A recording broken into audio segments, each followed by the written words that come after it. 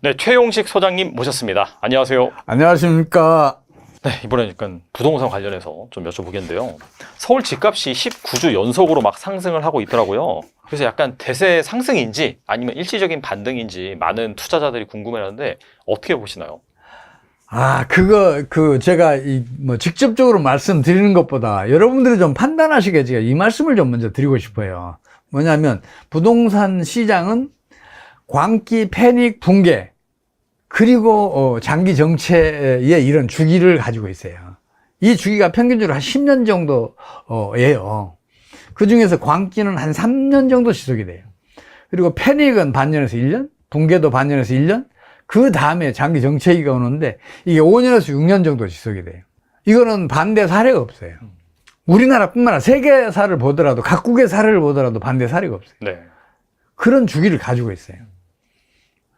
우리나라 최근에 그걸 겪었잖아요. 2018년, 19년, 20년 광기가 벌어졌잖아요. 투기 열풍이 벌어졌잖아요. 그 다음에 2021년도에 패닉이 왔어요. 영끌족들 사는데 가격이 안 올라. 불안한 거야. 그럼 이제 팔기 시작하는 거죠. 가격이 슬금슬금 떨어져. 그럼 어떤 일이 벌어져요? 바로 붕괴가 오는 거예요. 그게 2022년도에 벌어졌어요. 근데 다행히 2022년도가 끝나면서 급매물이 다 소화가 됐어요. 급매물이 소화가 됐으니까 우리나라 사람들은 집이 이제 그 가장 큰 그 부의 그 비중을 차지하고 있으니까. 그렇죠. 가격이 떨어도 버티잖아요. 이거 버텨야 내 노후가 보장이 되니까. 그러니까 급매물이 이제 사라지면 가격은 잘 안 떨어져요, 이제. 버텨져요. 네. 그러면서 이제 장기 정체기가 와요. 왜 이게 장기 정체기가 오냐면, 부동산을 사기 위해서는 최소한도 5, 6년은 저축을 축적해야 돼. 저축이 축적되는 기간 동안에는 이제 그 가격이 못 오르는 거예요. 근데 과거에 축적했던 저축은 2018년, 2019년, 2020년도에 다 소진됐어. 그럼 새로운 저축이 축적돼야 될 거 아니에요. 그 기간이 한 5, 6년 걸린다니까요. 그래서 2023년도부터 장기 정체기에 들어갔어요. 근데 희한하게 장기 정체기에는 종종 특히 일부 지역에서 가격이 급등하기도 해요. 근데 이게 지속성이 없어. 금방 다시 꺾어져. 네네. 지금 우리나라에도 부분적으로 그 전고점을 돌파한 아파트들도 있어요. 근데 전반적으로는 아직도 그 고점에 비해서 30~40% 다 떨어져 있어요. 좀 심한 데는 40~50% 떨어진 데도 있어요. 못 오르고 있어요. 그 장기 정책의 특성이에요. 그래서 잠시 오른다 해서 그 현혹되면 안 돼요. 네네. 그 지속 가능성이 없단 말이에요. 새로운 수요가 있나야 가격이 더 이제 그 오를 거 아니에요. 지속 가능성이 생길 거 아니에요. 근데 그 축적 기간이 앞으로도 지난해 한 해 포함해서 앞으로도 4, 5년 있어야 이제 저축이 충분해지고 그래서 수요가 비로소 일어나요. 제가 봤을 때는 2027년쯤 되면 주변에서 부동산 투자, 주식시장도 마찬가지고 네네. 얘기 싹 사라질 거예요. 그러니까 진짜 한 2015년, 16년 그때가 딱 그랬잖아요. 맞아요. 네. 정확하게 누가 집을 사냐, 뭐 정신 나갔냐, 약간 좀 그런 얘기를 했었죠. 2027년이 어쩌면 투자 최적의 기간일지 몰라요. 다만 이걸 고려하셔야 돼요. 뭐냐면 지금 세계 경제에 금융위기가 터져서 그러니까 어느 지역에선가 터질 거예요. 제가 봤을 때는 유럽에서는 터지지 않을까 싶은데, 일본에서 터지든 유럽에서 터지지 않을까 싶은데, 그러면 미국도 금방 그 전염돼. 그럼 중국은 안 그래도 지금 금융위기의 그 상황에 놓여 있으니까 중국은 더 금융위기가 급속하게 진행되면서 세계 경제 전체가 금융위기 늪에 빠져들고 그 세계적인 금융위기가 우리 경제를 덮쳐올 수 있어요. 그게 덮쳐오게 되면 물론 각국 정부가 그걸 차단하기 위해서 혹은 그 최소화시키기 위해서 그 피해를 열심히 노력할 거예요. 그래도 그 타격이 작지는 않을 걸로 봐요. 그러면 우리 부동산 가격도 더블 딥이 올 수 있어요. 이건 항상 염두에 두셔야 되는데, 그러면 장기 정체기가 연장될 수 있어요. 저축 추적 기간이 사라지니까 그 금융위기 때문에 연장될 수가 있다는 것도 염두에 두시면 좋을 거예요. 그래도 2027년도에는 투자해도 한 2, 3년 지나면 이제 다시 한번 투기 열풍이 불면서 그동안에 영끌에서 부동산 투자했던 분들 또 주식 투자했던 분들 손해 많이 보셨을 텐데 그때 현금 좀 잘 많이 좀 축적하고 또 현금으로 이제 전환해서 가지고 있다 그때 투자하시면 그동안의 손을 전부 다 복구할 수 있을 거예요. 1998년도에 그랬잖아요. 외환위기 터지자마자 우리 주식 가격, 부동산 가격들 뭐 반토막, 3분의 1 토막 났잖아요. 그렇죠. 네. 근데 그때 당시에 그 현금 가지고 계신 분들이 주식 투자해서 뭐 10배, 20배 이익 본 사람들 많았어요. 예. 위기 다음에는 반드시 기회가 와요. 그 기회를 여러분들도 잡기를 바랍니다.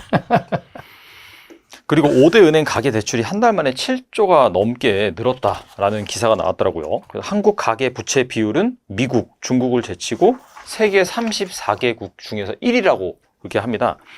만약 이런 가계 부채 문제가 해결이 안 되면은 과연 어떤 일이 발생할까요? 제 가계 부채 얘기만 나오면 제가 답답해요. 그리고 우리나라가 어떻게 세계 최고의 가계부채 비율이에요. 제발 공식적인 통계로 지금 비율을 좀 산정했으면 좋겠어요. 다른가요, 그러면? 실상? 그러면요. 미국과 우리나라를 비교하려면 미국에서 공식적으로 발표한 통계, 우리나라에서 공식적으로 발표한 통계를 비교해야 알 수가 있잖아요. 우리나라 통계 자기 멋대로 이렇게 만들어 놓은 통계로 가계부채 비율 산정해서 발표하면 안 되잖아요. 미국하고 비교가 안 되잖아요. 우리나라에서 공식적으로 발표한 통계는 한국은행이 가계신용이라는 걸 매월 발표를 해요. 가계신용이 가계부채거든. 그렇죠. 그것과 한국은행이 발표한 GDP 있어요. 이 두 개는 IMF 통계 매뉴얼에 나온 대로 기준이 똑같다. 네네. 통계를 이렇게 추계를 해요. 미국도 똑같이 해요. 그래서 미국과 비교가 가능해요. 다른 나라도 마찬가지고. 그래서 IMF 통계 매뉴얼에 따른 그 통계 수치로 계산을 하게 되면 우리나라 가계부채 비율은 여전히 80%대예요. 낮네요, 생각보다. 지금 우리나라가 국민소득이 높은 나라에 비해서는 월등하게 낮아요.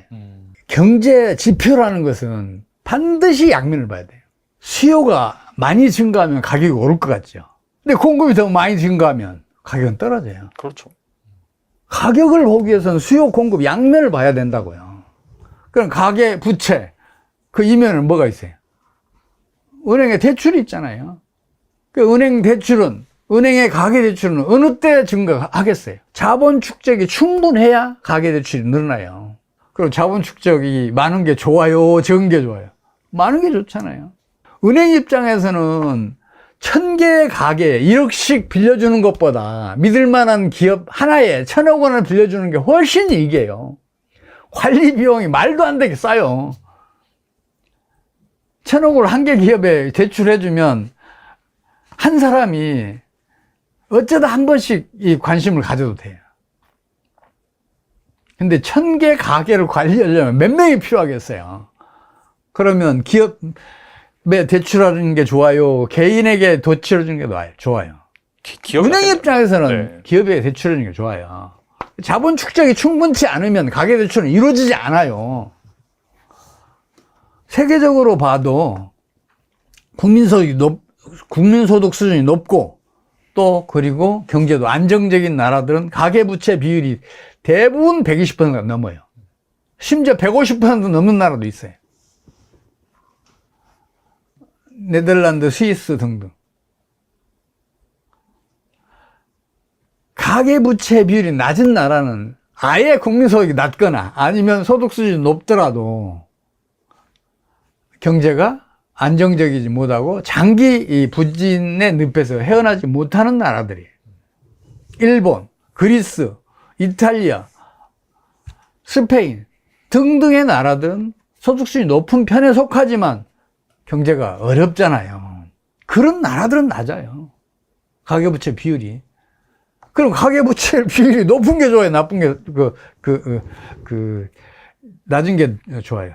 당연히 가계부채 비율 높은 게 국가 경제에는 더 바람직하단 말이에요. 자본 축적이 그만큼 많으니까. 다만, 가계부채 비율이 높을 때는 금리가 터지면 파산할 가게들이 더 많아지잖아요. 그렇죠. 그럴 때는 문제예요. 근데 그 가계의 고통이 국민경제 전체의 고통보다 더 크냐고요.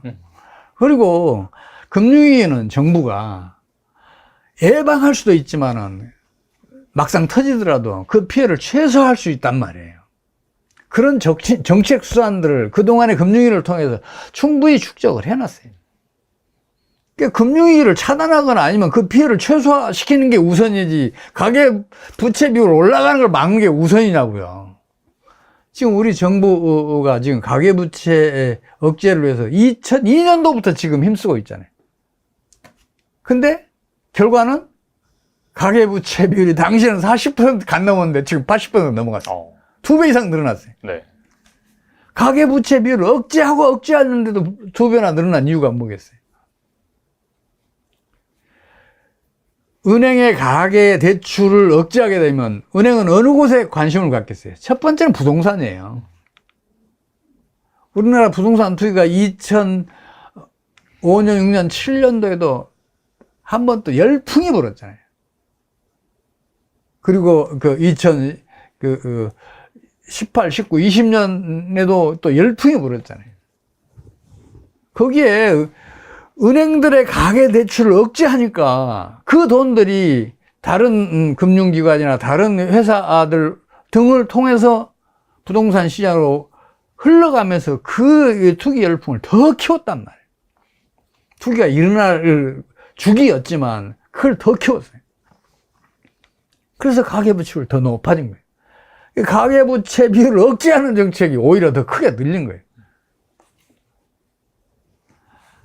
제발 가계부채 얘기는 좀 안 했으면 좋겠어요. IMF에서도 그 얘기 하는데, IMF에서 그 얘기 하는 사람들은 한국 관료들 파견 나가 있는 사람들. 그 사람들 우리나라 그 가계부채 비율이 세계 최고라 그래요. 그 계산 어떻게 하냐. 분모는 계속해서 줄여요. 분자는 계속해서 키워요. 분자에는 이것도 보태고 저것도 보태고 그러고, 분자에는 이것도 빼고 저것도 빼고 그래요. 분자에다 가처분 소득을 넣어놨는데 그게 또 가관이에요. IMF 통계 매뉴얼에 따른 한국은행이 발표하는 GDP의 가처분 소득과는 전혀 다른 수치예요. 자기들 멋대로 통계 수학해 놓고 최고라는 거예요. 이런 말도 안 되는 이야기들을 하고 있어요. 그게 왜 그러겠어요? 우리나라 경제난이 2000년대 들어서부터 지금 점점 심각해지고 있잖아요. 그러면 국가 경제를 관리하는 것은 정부잖아요. 경제정책 당국이잖아요. 경제정책 당국은 경제난 심화에 따른 책임을 가계부채에다 책임을 떠넘겨서 그 면피를 할 수가 있어요. 그런 불량한 생각들을 가지고 있는 거예요.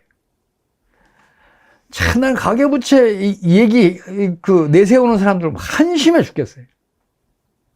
자기 책임을 떠넘기기 위해서 국가 경제에 피해를 줄 일들을 하고 있단 말이에요. 가계부채 비율 높은 건 바람직하다니까요. 자본 축적이 충분하니까 가계부채 비율이 늘어나는 거니까 자본 축적이 많은 게 어찌 나쁜 일이에요. 제가 괜히 또 흥분했습니다. 소장님 통해서 약간 새로운 사실을 또 알게 돼서 또 오해가 있으신다면은 좀 이걸 통해서 오해를 바로 잡으셨으면 좋겠고, 9월부터 연기된 스트레스 DSR이 도입된다고 하더라고요. 그 대출을 이제 본격적으로 조인다라는 의미로 해석해 볼 수 있을 것 같은데, 하반기 부동산 시장 같은 경우에는 어떻게 될까요? 참, 이 멍청한 짓이라니까요. 아예 가계대출을 억제를 해요. 그 은행, 그럼 어디 가서 대출, 수요를 찾겠어요. 엉뚱한 데서 찾아요. 외국에서 찾고, 부동산에서 찾고, 또 PF에서 찾고, 그러다 PF 사태로 터진 거 아니에요. 이런 짓 하면 안 돼요. 물론 금리가 터지면 가계부채가 가계 파산을 일으켜서 여러 사람 노숙자 만들기도 하고 또 이제 공경에 처하게 하잖아요. 그런 면은 있어요. 왜 그 면만 보냐고요. 금융위기를 차단할 그 방법은 왜 안 찾냐고요. 지금도 사실상 금융위기는 물밑에서만 진행되고 있거든요. 그럼 미리부터 그걸 준비를 해야죠. 그런데 노력을 기울여야지, 엉뚱한데 이런 데다 신경 쓰고 있는 거 보면 참 답답해. 지금 물론 가계부채 이슈가 사회적인 이슈가 돼 있어요. 국민들도 그것 때문에 큰일 나는 줄 알고 있어요. 경제 전문가들, 또 언론들은 물론이고. 근데 그 미망에서 지금 벗어나야 돼요. 이거는 제가 개인적인 얘기라 말씀을 안 드리려고 했었는데, 노무현 정권이 막 들어섰을 때 가계 부채 문제를 어떤 분이 강력하게 제기해서 이거 국가적인 이슈다, 해결해야 된다 그래서 가계부채를 억제해야 된다 그래서 그 정책을 펼치더라고요. 제가 그럴 줄 알고 2001년도에 제가 보고서를 하나 써서 주었어요. 당신이 만약 가계 부채 억제한다고 가계 신용을 억제하게 되면 당신의 말로는 비참할 것이다. 그런 보고서를 써서 줬어요. 2003년인가요? 4년인가? 제가 정확한 기억이 없는데, 당시에 경제나 이제 심각해지니까 가계대출 억제하면 당연히 경제는 이제 유동성이 부족해지니까 경제활동이 위축되고 경기는 하강한단 말이에요. 경기가 하강을 하니까 그때 경제 비상대책회의를 청와대에서 열었어요. 각 부처에서, 경제부처에서 이만큼씩 자료 가지고 와서 이제 대통령한테 보고를 하는데, 노무현 대통령이 당시에 화를 버럭 내면서 일어나면서 그러더라는 거예요. 최용식이가 2001년도에 이런 보고서를 내한테 줬다. 지금 생각해 보니까 그게 맞더라. 그거라도 읽고 와서 얘기를 해라. 그 뒤에 이제 가계 대출 억제율이 조금 높아졌어요. 경기가 상승하는 거예요. 가계 대출을 늘리면 성장률은 높아져요. 그럴 거 아니에요. 그게 이 부동산으로 가더라도 마찬가지. 경제의 유동성이 풍부해지니까 경제활동 활성화되면서 성장률 높아지죠. 근데 그걸 왜 억제하냐고요. 참 답답해요. 그리고 인구 감소로 최근에 부산도 소멸 위험이라는 말이 나올 정도로 지방이 위기다라는 말이 많은데, 이대로 가면 외국처럼 약간 슬럼화되는 도시들도 있을 수 있을까요? 당연히 그렇죠. 지금 우리나라가 경제력의 수도권 집중이 지나치게 심해요. 그러니까 물론 수도권으로 인구들이 많이 몰려 있으니까 유능한 인재들을 고용하기도 쉽고, 또 이제 여러 가지 사회 기반 시설들 이런 거 활용하기도 쉽고, 그래서 하이엔드 산업들은 이제 수도권에 용인 등등 수도권 인근에 지금 틀을 잡고 있는데, 이거는 국가적으로 좀 지역에 분산을 시켜줬으면 좋겠어요. 지금 수도권은 지금 외지에 있는 토지도 전부 다 100만 원이 다 넘잖아요. 네네. 근데 시골에 가면 10만 원 미만 원짜리도 많아요. 10,000원 미만짜리도 있어요. 물론 이제 토지 가격이 평당 500만 원이 넘어가면 거기는 공장 못 해요. 그래서 점점 이제 외곽으로 공장 이전하는 일이 벌어졌는데, 우리나라 지금 그러고 있잖아요. 근데 그걸 좀 촉진하면 좋겠어요. 지금 인구 소멸하는 읍면들 많잖아요. 거기 땅값 엄청 싸요. 그런 데로 좀 우리나라 인류 기업들부터 좀 공장도 이전하고 사무실도 이전하고 그랬으면 좋겠어요. 그런 기업들이 가면, 서울에서 채용을 해도 그 사람들 안 가겠어요? 그런 정책적인 유도를 하면 얼마나 좋아요. 물론 지금 우리나라는 이제 출산율도 낮고 인구도 이제 외국인 아니면 감소해요. 또 결혼도 외국인과의 결혼이 더 많아지고, 그래서 조금 그래도 출산율 떨어지는 게 속도가 줄기는 했지만, 어떻든 간에 지금 저출산이 심각한 문제인 건 사실이잖아요. 그러면 어떤 일이 벌어지냐면 한쪽에서는 부동산 투기 열풍이 부는데 한쪽에서는 슬럼이 생겨요. 가격은 못 올라요. 슬럼이 생겼다는 얘기는 뭐예요? 우범적이라는 얘기 아니에요. 누가 거기서 살겠어요? 누가 거기서 집을 살려고 그러겠어요? 또 여기에는 또 교육 여건도 나빠요. 문화 여건, 교통 여건 다 나빠요. 안 간단 말이에요. 이렇게 슬럼과 투기가 공존할 수 있어요. 근데 그래도 부동산 투기는 10년에 한 번씩 일어나요. 세계적으로 슬럼과 투기가 같이 벌어진 지역을 보면 그래요. 부동산 투기는 10년에 한 번씩은 온다. 주기가 평균적으로 10년 정도는 된다. 이렇게 보시면 틀림없어요.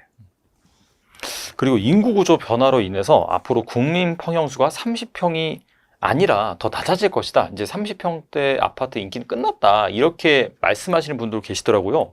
어떻게 보시나요, 이거는? 이거는 제가 여러분들 판단을 돕기 위해서 제가 과거의 사례를 말씀드릴게요.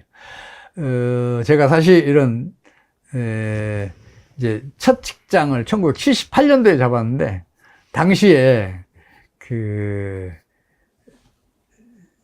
반포 지역이 이제 아파트 단지로 새로 막 조성됐을 때예요. 네네. 그때 평수가 얼마인 줄 아세요? 몰라요. 11평, 13평, 15평이었어요. 진짜 작다. 신반포가 18평. 아. 제일 넓은 게. 그 18평 사는 사람들은 부자였어요. 11평도 좋다고 거기 살았어요. 사람이라는 게 그러잖아요. 더 좋은 곳에서, 더 넓은 집에서 살고 싶어 하잖아요. 항상 그렇죠. 단둘이 살아도 평수 30평, 40평에 살고 싶어요. 돈이 많으면. 네. 소득 수준이 높아질수록 주거 평수는 넓어져요. 물론 최근에, 그러니까 2010년대쯤 될 거예요. 그때 이제 그 전에 대형 평수 중심으로 부동산 투기 열풍이 불었어요. 그러니까 대형 평수들을 많이 지었어. 그러니까 대형 평수가 공급광이 된 거예요. 그러니까 대형 평수들 가격이 안 올라. 근데 국민편형이라는 그 33평 중심으로 이제 가격이 더 많이 오른 거예요. 40평대보다 더 많이 올라요. 근데 최근에 2018, 19, 20년에는 이제 역전이 된 거예요. 대형 평수를 그동안 안 지었으니까. 공급 부족이고. 가격이 많이 안 올라서. 네. 그래서 33평형 중심으로 많이 이제 지어졌으니까. 40평형대가 더 가격이 더 빨리 오르는 그런 일이 벌어졌어요. 이제 그런 면들이 있기는 있지만 사람이라는 것은 소득 수준이 높아질수록 더 큰 평을 요구하게 된다. 그리고 국가적으로도 소득 수준이 높아지면 주택의 평수도 점점 커진다. 이렇게 보시면 틀림없을 것 같아요. 그런 판단으로 여러분들이 주택 시장을 보시면 거의 틀리지 않을 것 같아요. 네, 오늘 나와주셔서 정말 좋은 말씀 많이 해주셨는데 최근에 그런 금융시장, 자산시장이 요동치는 그런 부분들 어떻게 본다면은 이 금융위기의 전조 현상이라고 볼 수 있겠고, 그런 관점에서 오늘 소장님께서 말씀해 주신 내용들 잘 귀담아 들으시고 대응하신다면 분명히 여러분들이 잘 대응하시고 좋은 기회를 잡으실 수 있을 거라고 생각이 되고, 추가적으로 궁금하시면은 꼭 경제병리학 서적도 한번 읽어보시면 좋을 것 같습니다. 네, 지금까지 최용식 소장님 나와주셔서 감사합니다. 감사합니다.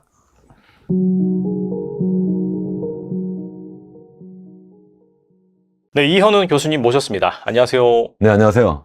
네, 교수님 모시고 또 최근에 약간 자산시장이 상당히 좀 요동을 쳤는데 예전부터 좀 위험하다, 경기 침체가 올 수 있다라고 말씀하셨는데 과연 그런 전조 현상인지 한번 알아보는 시간을 가질 텐데요. 한국은행 이창용 총재가 기준금리를 역대 최장기간 동결을 하면서 부동산 가격과 가계부채 증가 위험을 막기 위해서다, 그렇게 밝혔는데 동시에 앞으로 부동산 가격이 빠르게 오르긴 어렵다라고 경고하기도 했어요. 이런 결정이 부동산 시장에 어떤 영향을 미칠까요? 일단 저는 그분이 왜 그런 말씀을 하셨는가부터 우선 제 의견을 말씀드리는 게 좋을 것 같아요. 일단 기준금리를 지금 동결할 수밖에 없었던 게, 제가 다른 TV에서나 아니면 다른 유튜브, 아니면 제 유튜브에서도 많이 말씀을 드렸는데, 지금 우리나라 한국은행, 중앙은행 입장에서 생각하면 기준금리를 낮추고 싶어도 낮출 수가 없는 상황이에요. 그러니까 낮추려고 하니까 지금 중앙은행인 한국은행이 추구하는 목표가 뭐예요? 하나는 물가 안정이고, 하나는 금융 안정이잖아요. 근데 물가는 어느 정도 좀 그 2%대로 좀 떨어지는 것 같은데, 그리고 또 실물 경제도 좀 나빠지는 것 같아서 좀 어떻게 좀 해보고 싶은데, 금융 부문이 지금 위험한 거예요. 다시 말씀드리면, 금융하면은 그 안에 부채가, 결국은 돈을 누가 얼마나 빌려가지고 얼마 가져가고, 그게 어떻게 과연 안정적으로 유지가 될 거냐, 이런 거잖아요. 근데 보니까 가계부채가 계속 늘어나고, 그게 결국은 수도권 집값을 막 띄우고, 이게 전국적으로 확산될 그런 걱정까지도 많은 사람들이 지금 하고 있잖아요. 그런 상황이니까, 이 상태에서 더 이상 더 불쏘시개가 될 수도 있는 금리를 낮출 수가 없다. 이제 그렇게 이야기를 하는 거고요. 그러니까는, 이게 그 중앙은행 입장에서 생각하면 이제 금리를 동결했다 이런 얘기고, 그럼 왜 이게 이렇게 됐느냐, 이제 그것도 한번 생각을 해 보면, 이게 사실은 시장 경제의 논리로 보면, 우리나라 같은 경우에는 1997년부터 시작해서 2022년 중반까지 서울 기준으로 하면, 서울 뭐 강남 기준으로 하면 주택가격이 한 3배 올랐잖아요. 이 3배 올랐다가 그게 2022년 하반기에 좀 떨어졌어요. 한 20%, 한 25% 떨어졌는데, 그러니까 정부에서, 아유, 큰일 났네. 이거 보니까, 이거 뭐 미분양 나오고, 뭐 부동산 PF 문제가 생기고, 또 거기에다가 뭐, 이렇게 하다 보면 경기가 더 나빠질 수도 있겠네. 이래가지고, 경기를 띄우는 정책을 썼단 말이에요. 부동산 경기를. 그래가지고, 특례 보금자리론부터 시작해가지고, 막 띄웠잖아요. 40조 원을 막 풀었어요. 그래, 막 풀고, 그런 다음에 다시 또, 그게 이제 9월 정도 끝나니까 이게 다시 또 주택가격이 또 떨어져요. 이제 다 소진이 되니까 올해 들어가 다시 또 신생아 특례 대출가 또 27조 원 막 풀고 있어요. 그것뿐만 아니라 여러 가지 뭐 그러한 돈을 푸는 것뿐만 아니라 여러 가지 뭐 금리를 이제 중앙은행이 결정하는 거 말고 시중은행이 이제 제공한 실질 금리를 계속 낮추라고 계속 사실은 정부가 계속 창구 지도도 했고요. 또 뿐만 아니라 30년 만기뿐만 아니라 50년 만기까지 뭐 이렇게 막 돈을 빌려줘라도 했고요. 그거 말고도 뭐 서울 수도권 지역은 여러 가지 각종 부동산 규제가 있었는데 그것도 다 해제하고요. 또 더군다나 뭐 여러 다가구 같은 경우에는 뭐 이제 1가구하고 다가구 뭐 그 구분하고 뭐 이렇게 하면서 이제 1가구 주택에 대해서는 그 적어도 이제 중과하지 않는다니까 그래 그러면 1가구 서울 하나 똘똘한 한 채 이쪽으로 막 이렇게 몰리는 현상을 또 만들었으니까 그러니까 제 말씀은 무슨 얘기냐면 최근에 주택 가격이 막 뜬 거는 이게 뭐 금리가 갑자기 뭐 낮아져서 막 그렇다거나 아니면은 뭐 갑자기 공급이 막 부족해서가 아니라 정부가 이게 이제 경기가 나빠지니까 수요를 억지로 이렇게 띄우는 정책을 쓴 거예요. 그러다 보니까 이게 막 떴잖아요. 그러니까는 이런 상태에서 또 수요를 띄우는 그러한 금리를 낮출 수 없다는 거고, 이 한국은행 총재 입장에서도 보니까, 이거 경제적인 측면에서 보면 우리나라 인구 고령화라든가 우리 경제 성장력이 성장 잠재력이 계속 0%짝으로 계속 떨어지는 상황이라든가 이런 거 볼 때는 이게 부동산 경기가 좋을 수가 없거든요. 하향 안정화 될 수밖에 없는데 지금 억지로 띄웠는데 계속 정부가 띄울 수가 없을 거다. 그러니까 지금 주택을 계속 이렇게 사면 안 됩니다. 이렇게 말씀하는 거고 더군다나 금리가 옛날처럼 계속 0%대로 이렇게 낮아질 수가 없을 거다. 제가 또 계속 예전에 영상에서 계속 말씀드렸는데 그렇게 될 수 없다. 그런 말씀을 이제 한국은행 총재는 이렇게 분명히 말씀을 드리는 거죠. 제가 그 자리에 있어도 똑같은 말씀 드릴 거예요. 그렇게 얘기하지 않는 많은 부동산 전문가들 계신데 그 이창용 총재는 그러면 바보입니까? 아니에요. 우리나라에서 사실 가장 대표적인 경제학자예요. 정말 연구 실적도 제일 뛰어나고요. 국제기구 뭐 ADB, 우리 아시아 개발은행에서 소위 얘기한 선임 경제학자, 치프 이코노미스트로서 일했었고요. IMF에서도 아태 지역 국장도 했었고요. 정말 이 이론과 실무, 실제를 제일 잘하는 분이에요. 그분도 그렇게 얘기하세요. 그렇게 전 100% 그 동감을 해요. 그에 대해서. 그래서 그 말씀을 좀 믿어주시는 게 전 좋겠다. 전 그렇게 정말 생각합니다. 최근에 약간 부동산 시장이 막 뜨거워지고 있잖아요. 서울 뭐 서초, 성동구 집값이 2년 만에 정고점을 돌파를 하는 등 이런 상황에서 지금이라도 집을 사야 되는 게 아닐까 고민하는 무주택자들이 있는 것 같은데 조언을 해준다면요. 그러니까 저 이청용 총재 말씀 그대로예요. 저는 그렇게 안 할 것 같아요. 저 본인이라고 저도 안 살 거고요. 제 자식한테 또 사라고 권하지 않아요. 이건 지금 사가지고 어떻게 하겠느냐. 지금 제가 말씀드린 이건 지금 아까 말씀드렸잖아요. 그냥 내버려 뒀으면요. 이렇게 올랐을까요? 제가 한번 대표님께도 여쭤보고 싶어요. 아니면 여기 시청자분들께도 여쭤보고 싶어요. 만약 정부가 그냥 시장에 관여를 안 했으면 여러 가지 뭐 부동산 관련해가지고 규제를 풀지도 않고 그동안 여러 가지 뭐 특례 대출을 해가지고 계속 돈 푸는 거 이런 거 하지 않았으면 과연 집값이 올랐을까요? 한번 스스로 한번 자문을 해보세요. 안 올랐을 것 같잖아요. 2022년 하반기부터 집값이 20, 30% 떨어졌다고 말씀드렸잖아요. 떨어졌는데 억지로 끌어올렸어요. 끌어올렸는데 지난해도 끌어올렸다가 또 이게 떨어지니까 올해 다시 또 여러 가지 방법에서 막 끌어올렸어요. 그래 끌어올렸는데 앞으로도 그러면 계속 끌어올릴 수가 있겠느냐는 거예요. 그게 전 불가능할 거다. 더군다나 그래서 이제 수요 정책, 그래서 지금 사실은 부동산 경기를 이게 사실은 그냥 시장 원리대로 내버려두려면 그냥 정부가 했던 걸 다시 원상복귀만 시키면 돼요. 더군다나 또 뭐까지 했냐면 뭐 스트레스 DSR 2단계 이것도 7월부터 시작했던 걸 할 걸 갖다가 9월로 옮겨놨는데 어쨌든 9월부터 시작을 할 거잖아요. 그런 거 등등 해가지고 이제 더군다나 앞으로 뭐 특례라든가 이런 거 해가지고 계속 더 띄울 수 있을까요? 지금 가뜩이나 계속 부동산 경기가 막 이렇게 뜨고 있는데 정부가 계속 더 수요를 띄울 수 있을까? 저는 더 이상 못할 것 같거든요. 더군다나 정부가 갖고 있는 그러한 재정적인 그런 여력도 전 충분하지 않다고 생각해요. 지금 계속 적자 재정을 계속 펴고 있는데 계속 그렇게 할 수 있을까? 지금 사실은 그 수요만 이게 그냥 낮춰주면 너무 간단한 문제예요. 사실은 이걸 너무 간단해요. 그걸 갖다가 엉뚱하게 지금 수요를 띄워놓고 지금 공급을 막 늘리겠다는 정책을 지금 쓰고 있는데 그 공급이 지금 언제 늘어날지도 모르니까 사람들이 그래? 그러면 뭐 앞으로 뭐 5년, 10년 동안은 뭐 이거 공급도 안 늘어나고 수요는 계속 늘어나나 보다. 이래서 혹시 오해하고 사시는 분들이 계실 수도 있는데 저는 그렇게 생각하지 않는다. 그 말씀은 좀 전에 말씀드린 것처럼 정부가 계속 수요를 띄울 수도 없을 거다. 하다못해 공급이 늘어나지 않아도. 이게 제가 다시 말씀드리면 2022년 하반기부터 서울부터 제가 집값이 뜬 것이 갑자기 공급이 부족해서가 아니다. 갑자기 공급이 부족하려면 어떻게 되면 갑자기 어떻게 돼야 되는 거예요? 있던 집이 없어져야 되잖아요. 아니면 갑자기 사람 수가 확 늘어나야 되잖아요. 그런 일이 있었어요? 아니잖아요. 그런 일이 없었어요. 근데 왜 그게 늘어났느냐? 그건 공급이 부족해져서가 아니라 수요를 갑자기 띄운 거예요. 근데 정부에서는 지금 다시 또, 공급이 부족해서 그렇대요. 그전에 공급이 부족하지 않다고 자기들이 연초에 계속 부동산 관계장관 회의하면서도 계속 자료까지도 내놨어요. 그리고 갑자기 공급이 부족하다면서 공급을 늘리겠다. 이거는 정말 아니다. 정말 제가 정말 여러분들께 말씀드리고 싶고 정부에도 정말 말씀드리고 싶고 정치권에도 말씀드리고 싶어요.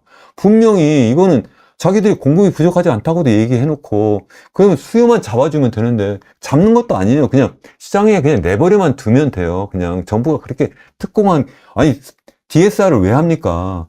DSR 하는 거는 뭐예요? 뎨서비스 레이쇼, 청구채 원리금 상환 비율이 너무 높으면 이거 잘못하면 이게 부실화될 염려가 있으니까 그런 거잖아요. 근데 왜 특례라는 이름 붙여가지고 자꾸 젊은 사람들한테 빚내서 집 사라고 하냐고요.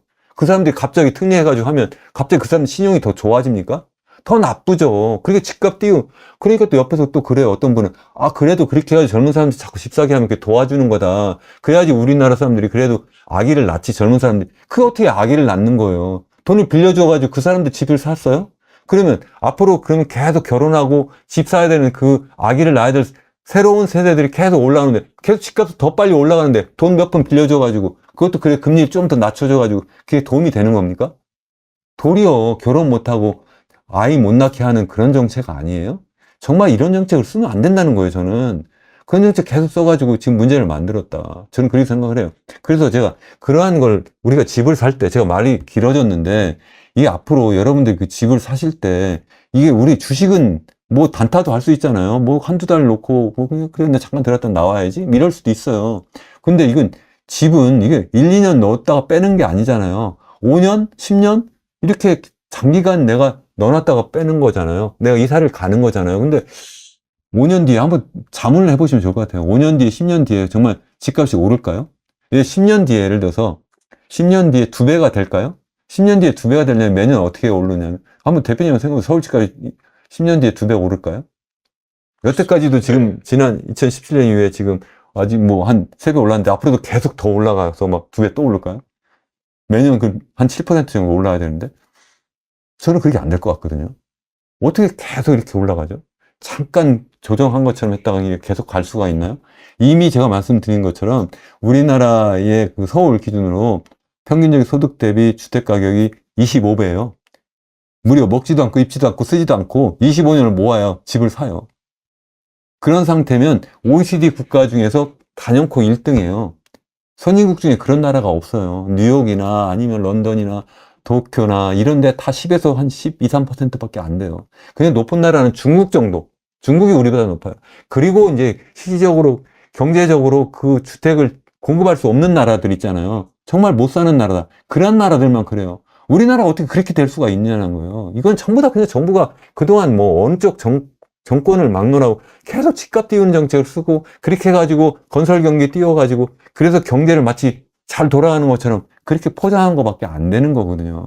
이게 결국 이것 때문에 우리나라의 미래 먹거리를 못 만들어가지고 경제성장 잠재력도 떨어뜨리고 이게 바로 젊은 사람들로 하여금 집값이 너무 비싸고 그래가지고 결혼도 못하고 아이도 못 낳게 만드는 그러한 결과를 가져왔잖아요. 그래서 이거를 이제는 끌어들여야 된다. 제가 중국을 이거 해서 중국 비교를 제가 굉장히 많이 해요. 중국 같은 경우에도 굉장히 비슷하게 2016년부터 시작해가지고 2021년까지 집값이 한 일선 도시 기준으로 해서 뭐 베이징이나 아니면 상하이나 아니면 그런 그 도시 기준으로 항저우나 이런 기준으로 보면 다 3배 올랐다가 중국 정부가 주도해가지고 거품을 꺼뜨리고요. 지금도 그래서 계속 빠지고 있어요. 올해 더 많이 빠지고 있어요. 그래도 중국 정부는 IMF에서 돈 넣어가지고 부동산 경기 이렇게 계속 부양해라. 이래도 우린 안 한다. 이렇게 하면 도덕적 해이 생긴다. 우리는 그렇게 안 하겠다. 우린 차라리 이번 기회에 확실하게 구조조정하고 거품 빼겠다.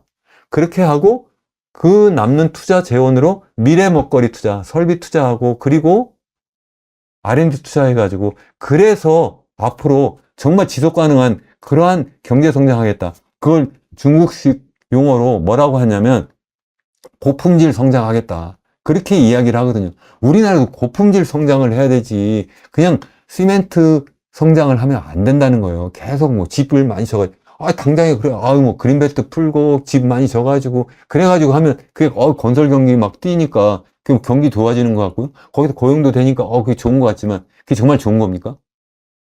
그래가지고 또 집값도 막 띄우고 당연히 뭐 그 그린벨트 풀면 돈 풀려가지고 그 사람들 뭐 하겠어? 집 사는 데 들어가고 또 뭐 이러면 또 막 또 집값도 올라가겠죠. 그러면 또 더군다나 수도권은 뭐 사람들은 더 모이겠죠.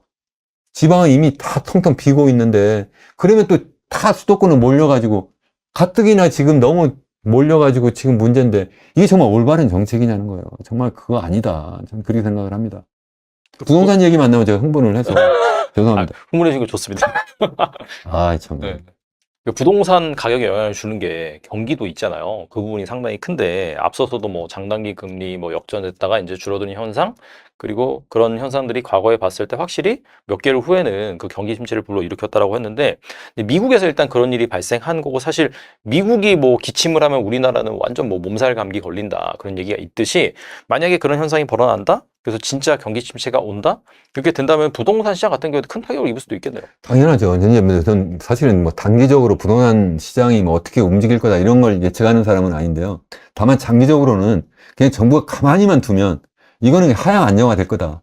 이거는 우리나라한테 너무 좋다. 미래 세대한테 너무 좋다. 그리고 우리 소위 얘기하는 중산층 서민들한테 너무 좋다. 이런 말씀을 제가 강조해서 드리고 싶어요. 그래서 정부는 절대로 부동산 시장에 간섭 좀 하지 마라. 이거 갖다가 계속 하지 마라. 이런 말씀을 드리고 싶고요. 다만 단기적으로 외부적 충격이 막 엄청나게 세게 와요. 그래가지고 정말 이게 완전히 뒤집어지게 됐어요. 그런 경우에는 제한적으로 여기 들어가가지고 정부가 관여를 할 수가 있어요. 정부는 마치 이런 거거든요. 우리가 축구를 하는데 축구할 때 심판이어야 돼요. 심판이어가지고 거기에서 한쪽에서 뭐 엄청난 무슨 뭐 거기서 그 소위 얘기하는 뭐 한쪽에서 한쪽을 일방적으로 막 거기서 막 반칙을 막 쓰거나 이런 경우에 이제 그걸 막아주는 그런 역할을 해야 되는데 그냥 한쪽 편을 확 들어버려요. 마치 집 갖고 있는 사람들 편을 들거나 아니 반대로 뭐 집 안 갖고 있는 사람 편 들거나 이러면 안 된다.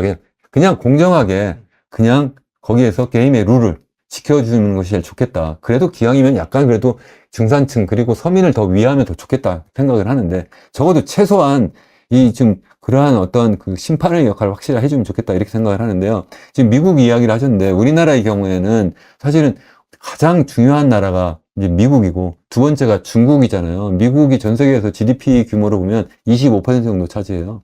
중국이 한 18% 정도 차지하고요. 우리나라의 무역 파트너로 보면 중국하고 미국이 거의 비슷해요. 중국이 이제 상당히 많다가 최근에 이제 미국하고 비슷해진 수준까지 이제 왔는데 이 두 나라에서 경제 상황이 나빠지면 우리나라는 굉장히 나쁠 거다. 근데 중국 경제가 굉장히 나쁜 상태고 미국은 나홀로 호황이에요, 사실은. 뭐 유럽도 나쁘고 일본도 나쁘고 다 나쁜데요.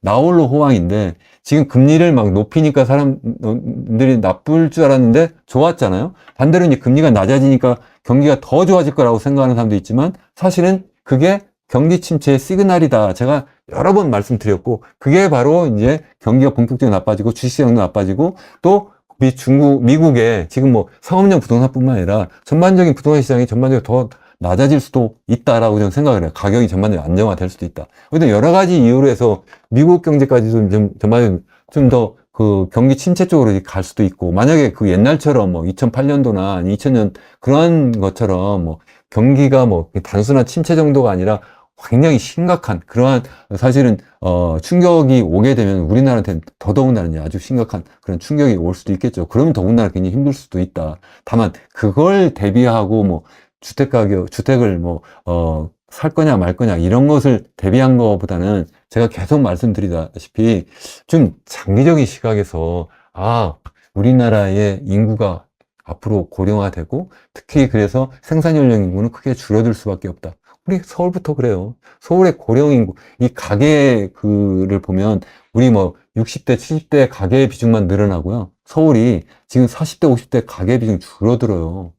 전체적으로 지금 그 인구도 줄어들 뿐만 아니라 그 속에서 보면 실제 집을 살 수 있는 수요층이 줄어들어요. 그러니까 뭐, 외부에서 오면 되지, 지방에서 온다고 하지만 이게 지금 정부가 이렇게 억지로 정책을 만들어서 제가 그렇다고 말씀드렸고, 그걸 계속 그렇게 할 수 없을 거라고 제가 또 말씀을 계속 드렸는데, 전국적으로 보면 더더군다나 이제 소위 얘기하는 뭐 40대, 50대 이런 소위 집 살 수 있는 사람들의 그러한 계층이 자꾸 줄어들고 있다, 빨리. 그러니까 그걸 좀 대비하시라는 거고, 그것 때문에 우리나라의 소위 GDP 성장 잠재력이 계속 하향하고 있어요. 그래서 지금, 현재 연간 한 2% 정도 성장하는 걸로 보고 있는데, 이게 계속 떨어져가지고 한국은행 추계로 보면 10년 뒤, 2030년 중반 정도 되면 0%대로 갈 거라고 보거든요. 40년대로 가면 0% 밑으로도 떨어질 거라고 봐요. 저도 그렇게 보고 있어요.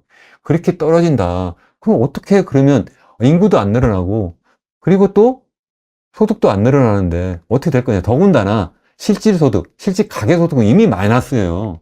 이미 신문에서도 많이 나왔어요. 여러분들 그걸 보셔야 되는데 그거 안 보시고 자꾸 지금 너무나 뭐 유튜브나 여기서 막 띄운다고 그러고 특히 경제지에서 막 여보 뭐 이번 집안승은 우리 폭망이야 뭐 해가지고 뭐 옆집 뭐 얼마나 올라서 얼마나 좋았대. 막 완전히 이런 찌라시 같은 그러한 막 기사들 때문에 사람들이 다 거기에 해가지고 정말 이러고 있는데 정말 이건 아니다. 정말 어떻게 이렇게 세상이 돌아갈 수가 있는지 저는 그렇게 생각합니다. 일부에서 뭐 이런 분들 계세요. 이현우 교수 뭐 지금 뭐 집값 뭐 완전히 폭락한다더니 뭐 지금 다시 오르니까 지금 당신 때문에 내가 망해서 이렇게 말씀하시는데 저는 폭락한다고 하지 않고 계속 하향 안정화한다. 저는 그렇게 계속 말씀을 드렸고 다만 정부가 이렇게 정말 부동산 띄우기에 진심인 줄은 정말 몰랐어요. 저도. 정말 이렇게까지 할 줄 몰랐어요. 이렇게 진심으로 이렇게 집값을 띄울 수 있을까?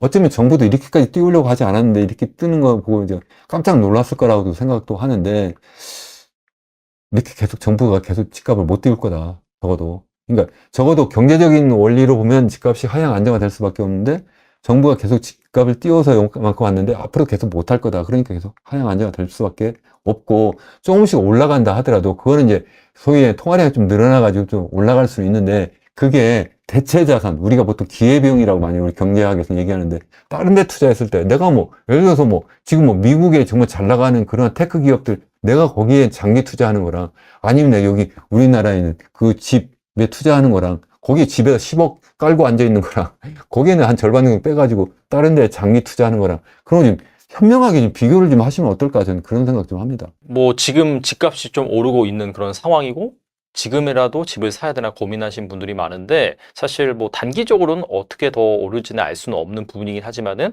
말씀하신 이 소득 대비 주택 가격이라든지 그다음에 전 세계 경제 상황 그리고 우리나라의 또 인구가 감소하는 그런 상황 이런 것들까지 감안한다면은 막 덥석 사시기보다는 확실히 지금 이 상황에서 한 번 더 점검을 해보시고 팩트 체크를 잘 해보신다면은 나의 자산을 안전하게 지킬 수 있지 않을까 생각이 됩니다. 네, 지금까지 이현훈 교수님 나와주셔서 감사합니다. 네, 감사합니다.